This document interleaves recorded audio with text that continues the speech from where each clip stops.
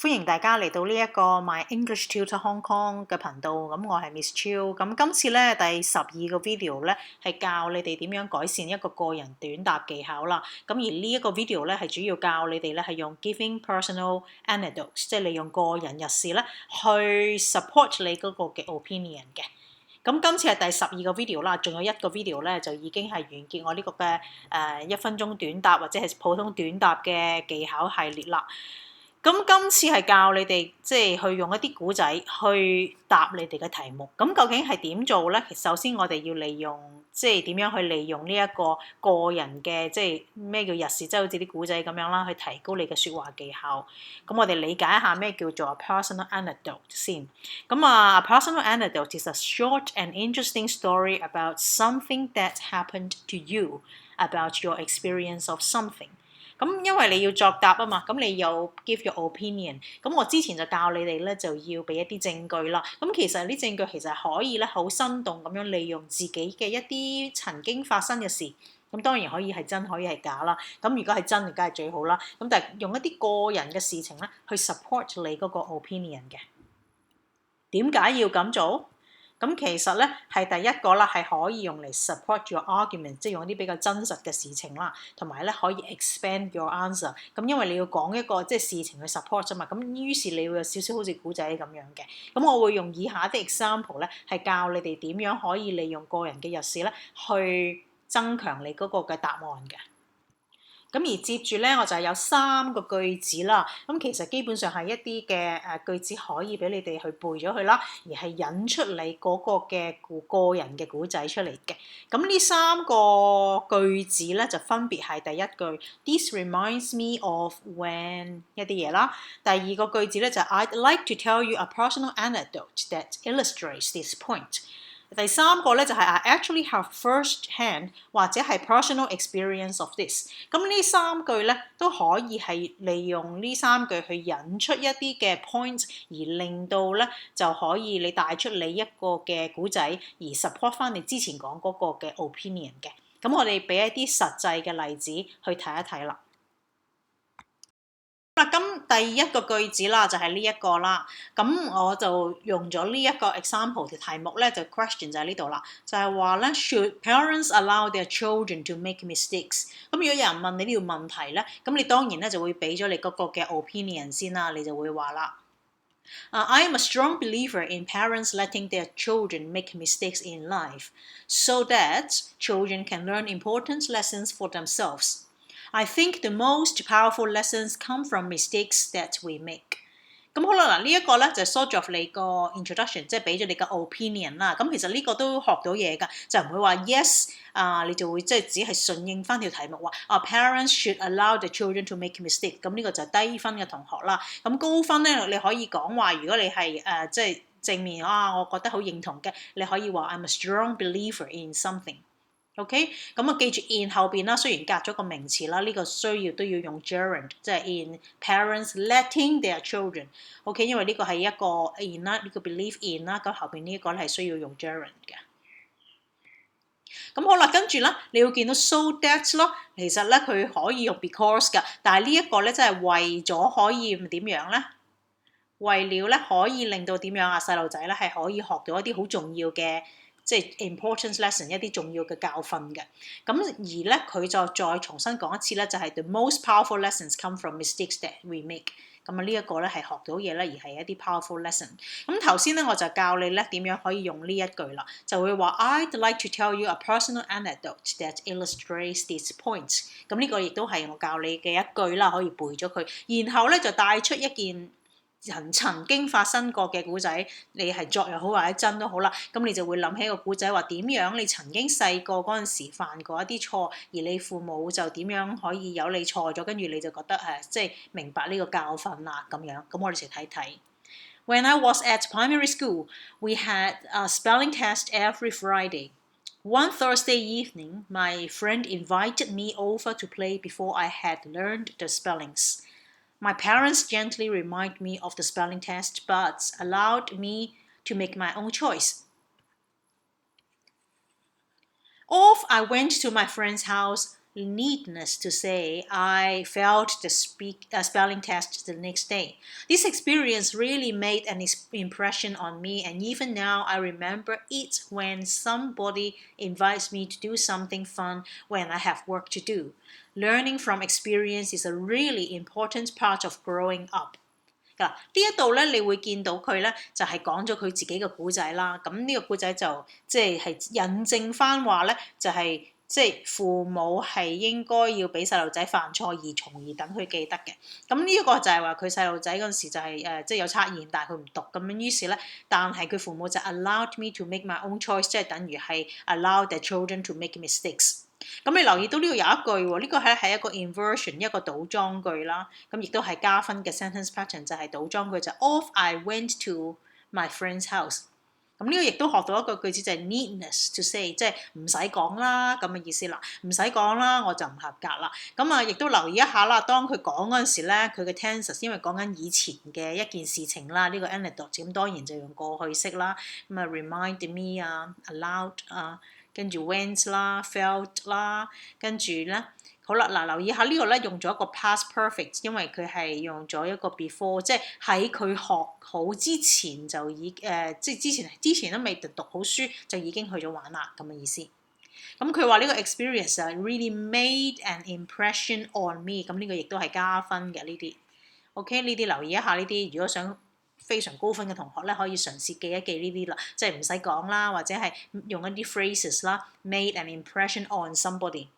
咁 and even now 佢而家都記得啦，咁跟住之後咧，最尾佢最重要係 sum up 翻就話learning from experience is a really important part of growing up。咁於是咧就答咗呢條題目咧，就係話究竟父母係咪應該要俾細路仔犯錯咧？咁佢就覺得冇用 yes 啊，成佢就話真係好重要㗎，能夠可以 learn from experience。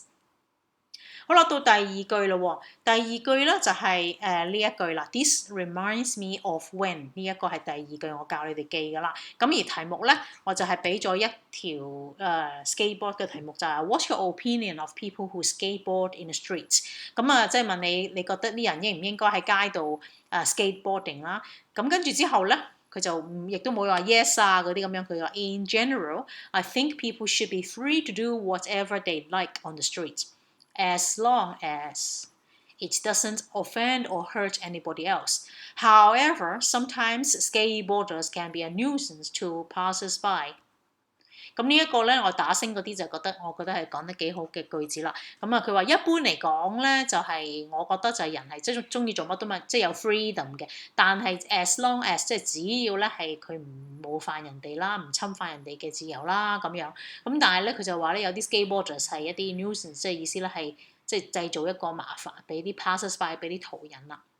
咁跟住佢就用咗一個個人嘅故仔咯喎，咁啊用咗呢一句帶出嚟嘅。咁佢就話啦 ，skateboarders are sometimes inconsiderate towards other people. This reminds me of when I was walking home from school the other day. Someone was skateboarding along the street at a very high speed and he crashed into an elderly woman. Instead of apologizing and stopping to help, he told her to get out of his way and carried on.I'm sure that not every skateboarders would act the same way, but it shows that skateboarding can be dangerous to the public. 咁呢一度咧，佢亦都係最尾咧，就係加翻一句就係話未必個個都係咁，但係咧 skateboarding 咧其實係可以好危險㗎咁樣咧就回應翻嗰個咧係咪即係你覺得你嘅意見就係覺得點樣？其實覺得係幾危險嘅咯，咁嘅意思啦。咁所以咧就係佢用咗個人嘅故仔，即係曾經發生過嘅事情啦，可以係即刻作都得嘅。咁於是咧就用咗呢一句帶出嚟嘅。This reminds me of when 一件事情。第三個句子咯，就係教你咧呢一句啦。咁呢一句咧就 I actually have personal experience of this， 咁然後就帶出你嘅故仔。咁我哋睇一睇咯。Do exams motivate students to learn to study？ 咁究竟考試係咪能夠鼓勵啲學生去讀書嘅咧？咁呢個咧佢用咗個 well， 跟住呢個咧就係少少即係佢諗唔到啦，咁就開始壓少時間 well， 跟住開始講啦。Different things motivate different students， 唔同嘢，因為每一個學生嘅即係能夠激勵佢嘅嘢咧係唔同嘅，咁樣講。咁你見唔見到佢冇話完全 yes， 亦都冇完全 no， 咁即係話唔同嘅人有唔同嘅鼓勵嘅因素。咁啊 ，some students are very motivated by examinations because they want to get the best marks, whereas others prefer to learn for the sake of learning。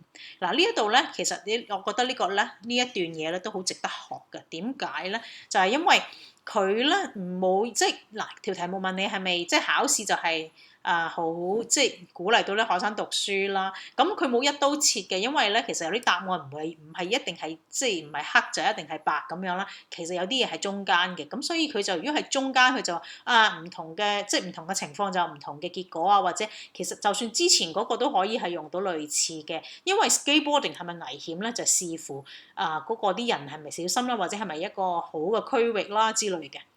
咁好啦，輪到呢一度咧，亦都係一樣就唔同，即係佢呢個其實比較中間嘅一個答案，因為唔會話所有人都會係因為考試而讀書噶嘛。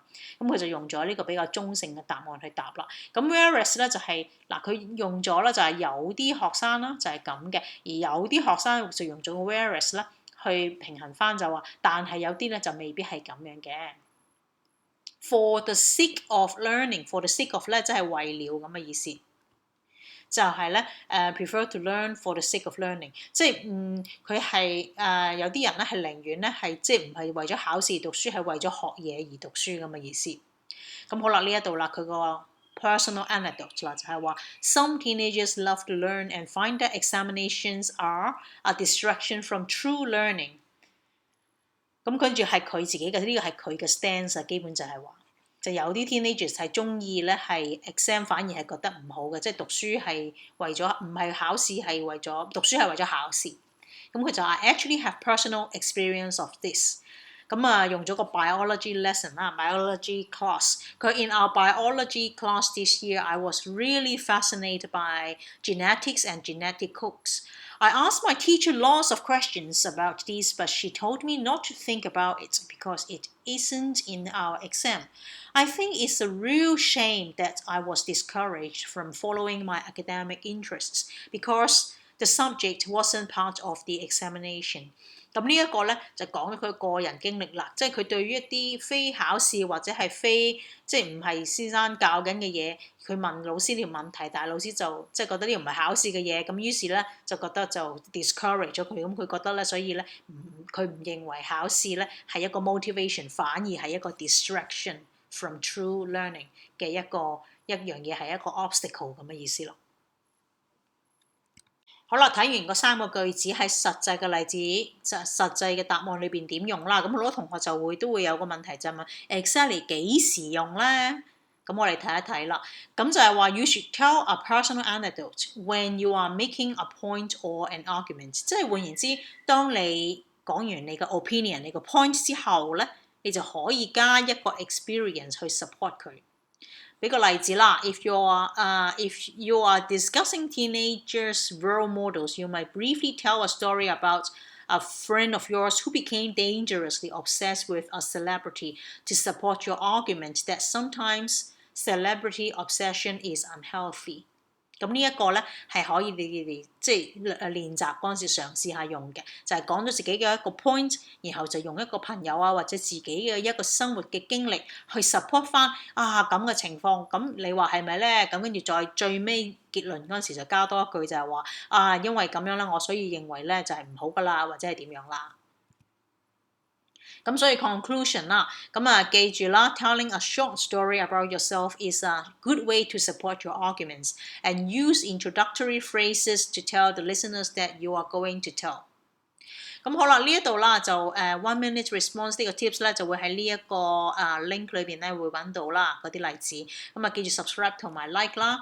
咁就其他可以幫你哋學好英文作文啦，或者學好英文嘅 video 咧就可以 click 以下嘅playlist 咁樣啦。